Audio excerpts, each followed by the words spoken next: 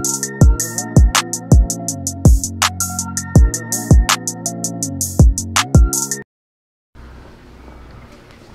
what's the last week just been like as far as integrating and going through the losses, but also integrating new guys into the system you guys have?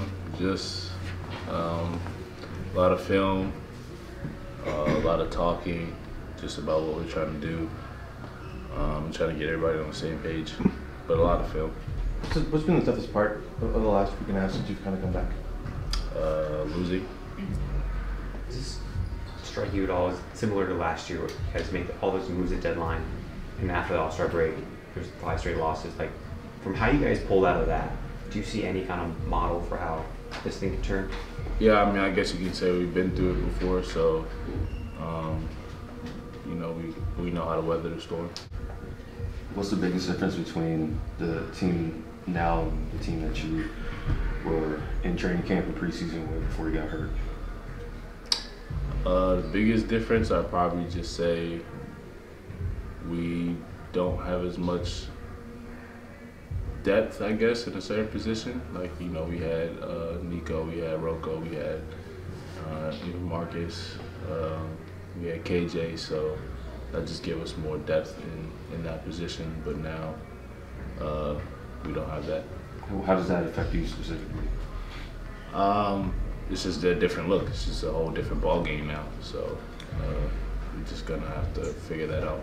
It's just a whole different scheme. You know, now we have James Harden, so you know, different.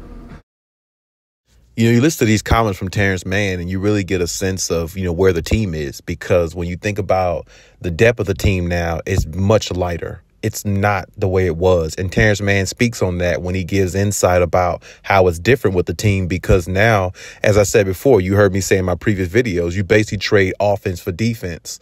And when you get James Harden and trade away 3 of your solid defenders along with knockdown shooters. And that really hurts a team's chemistry because, as I said before, now you're looking at Kawhi and PG to guard the opposing team's best players more, not giving them a rest from guarding the opposing team's best player, especially if the opposite team's best player is going off or having a great game. They have to guard them more, which takes away from their offense. And that's not what you want to happen, because if that happens, now you put more onus on them offensively and defensively. And you got to understand, both of them are injury prone. So you don't want to put but so much on them. You know, you want to put as less on them as possible to give them a better outcome in regards to making it through the season, in which Ty Lue said they're going to focus more on the regular season and how their approach is toward the regular season. And, you know what I'm saying, if that's the case, you got to make it to where they can be as comfortable as possible.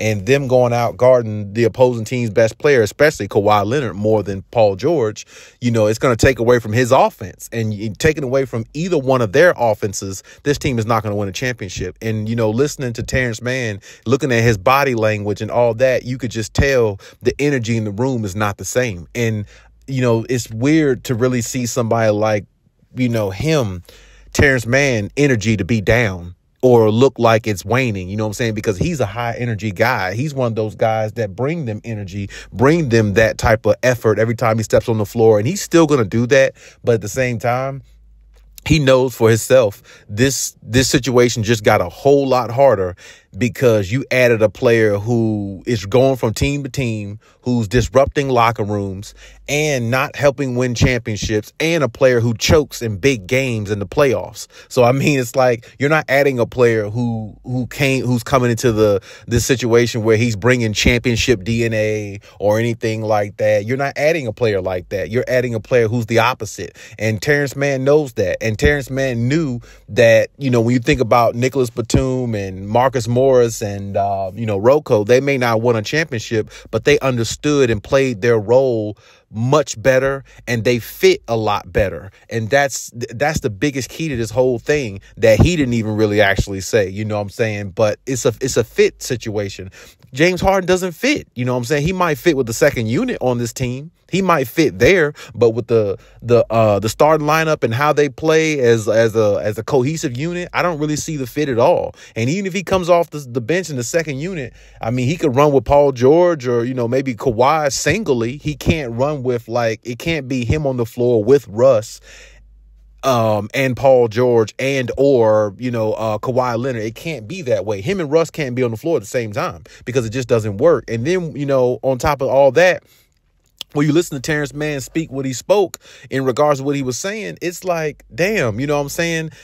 Terence Mann was supposed to be in the starting lineup about a month and a half ago. You know what I'm saying? The start of the season. He was supposed to be in the starting lineup, for this team. You know what I'm saying? He was supposed to be a guy that get an opportunity to, play more and give the Clippers an extra boost. And on top of that, last year we saw Terence Mann before Russ came there. Terence Mann was doing good as the point guard. He was doing pretty adequate as the point guard for the Clippers with Kawhi and PG. He was playing pretty good with them. So, I mean, his chemistry with them is very good and he knows them a lot better. And that's the reason why I think the Clippers are just making a huge mistake by plugging in guys who they, might not really actually need. Now, I thought the same thing about Russ last year, but at the same time, Russ has showed me that he fits with his team. So I can see the fit, you know what I'm saying? I can see the fit even more.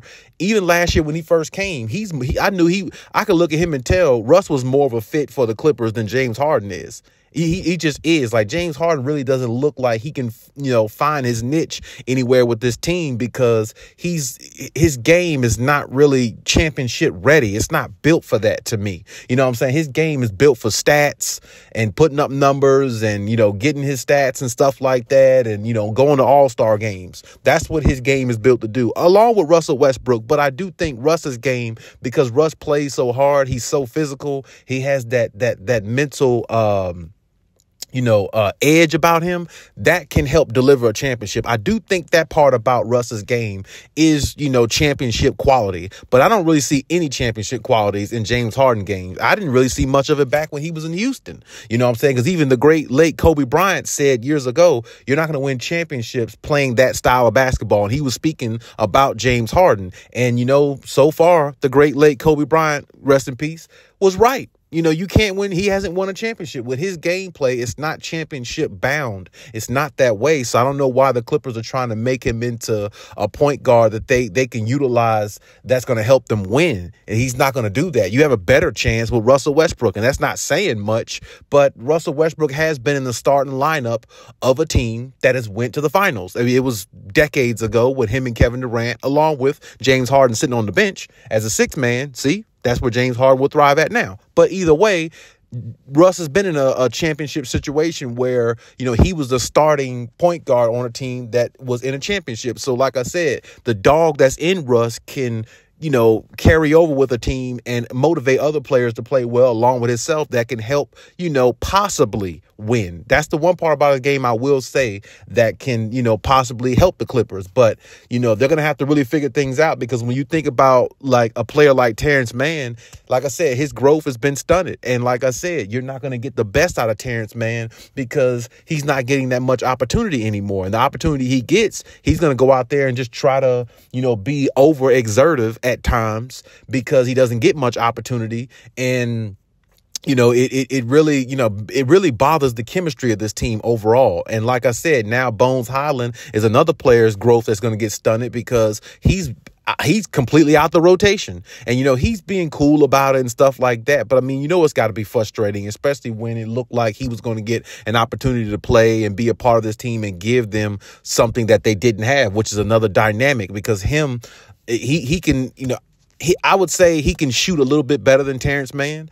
He can't defend better than Terence Mann, but I would say he could score a little bit better than Terence Mann also. But Terence Mann is a better defender along with give you a little bit of scoring. So, I mean, I think they really, give you that combo guard style. But, I mean, it really would have fit more as a backup to Russell Westbrook with either one of them coming in or one of them starting, which Terence Mann was supposed to start. I think it would have fit just fine because, like I said, Terence Mann shoots threes at a better percentage now than what he did 3-4 years ago.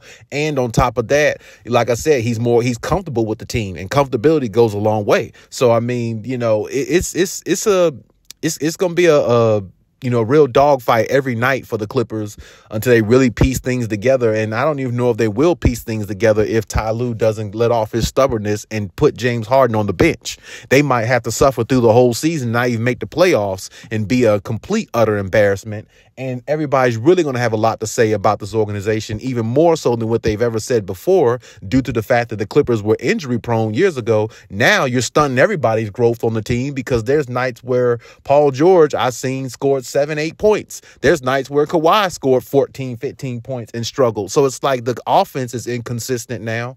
And you got players disgruntled on the bench, and you got a James Harden coming in here talking about he's the system and all this other type crap, and this team is all for it. They're allowing it. It's like, it's like they're trying to implement James Harden as being the guy for this team, and he's not the guy. He's just a guy, and that's how they got to treat him. They can't treat him with all this good treatment like he's a guy that's going to help you win a championship. He's not that. He never was that. And I think Terence Mann, looking at his body language, listening to him speak, he definitely looks that way. He definitely sounds like, listen, we might not have as great a chance to win a championship as we had before we let go of Nico Batum, Rocco, and Mook, on the team, because we had more chemistry with them. This guy comes in, it just seems like the chemistry is disrupted. It seems like this team is blindsided, and it just seems like this team is all out of sorts. And like I said, if Ty Lue doesn't make that decision no time soon, they might end up losing a lot more games that they should win, because in the next 5 or 6 games, they can't go 1-5, 1-6, or 0-6, because that means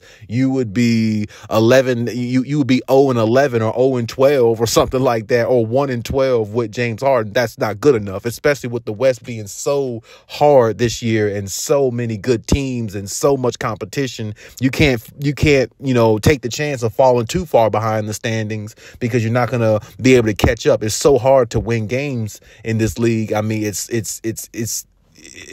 an understatement, to be honest with you. So they're going to have to figure things out. They're not going to make everybody happy, because there's only one basketball to go around with all these guys. But I think the Clippers really made a huge mistake.